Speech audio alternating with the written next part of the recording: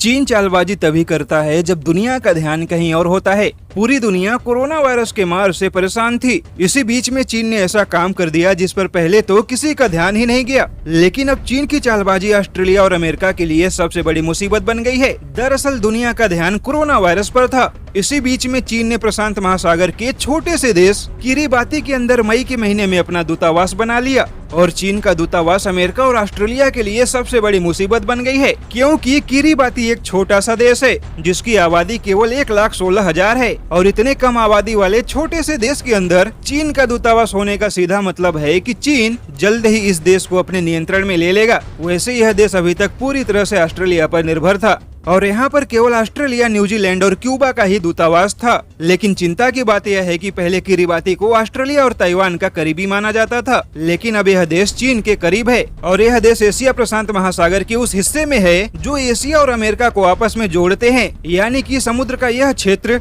व्यापार के लिहाज से सबसे जरूरी समुद्री मार्ग है और अगर चीन ने इस देश को कर्ज देकर अपने कब्जे में ले लिया तो यह अमेरिका और ऑस्ट्रेलिया के लिए सबसे बड़ी मुसीबत बन सकती है। वहीं अमेरिका का मानना है कि अगर चीन ने किरिबाती पर अपनी पकड़ मजबूत कर ली तो यह अमेरिका के लिए अच्छा नहीं होगा, क्योंकि सीधे तौर पे चीन अमेरिका के व्यापार को प्रभावित करेगा। हालांकि चीन की चालबाजी को देखते हुए ऑस्ट्रेलिया ने फौरन किरिबाती को $70 मिलियन की सहायता राशि देने का ऐलान कर दिया है। लेकिन समस्या तो यह है कि समस्या चीन के रूप में किरिबाती के अंदर आ चुकी है और कोरोना वायरस से परेशान ऑस्ट्रेलिया और अमेरिका ना तो किरिबाती पर ध्यान दे पाए और न ही किरिबाती के ऊपर दबाव बनाकर चीन के दूतावास को मंजूरी देने से रोक पाए। और अब चीन ने अपने कर्ज का जाल फैलाते हुए किरिबाती को कोरोना से निपटने और मेडिकल सुविधाओं को मजबूत करने के नाम पर कर्ज देने का ऐलान कर दिया है। और चीन का कर्ज किरिबाती को कितना महंगा पड़ेगा यह शायद किरिबाती को पता ना हो, लेकिन चीन के कर्ज का अंजाम ऑस्ट्रेलिया और अमेरिका भली भांति जानते हैं।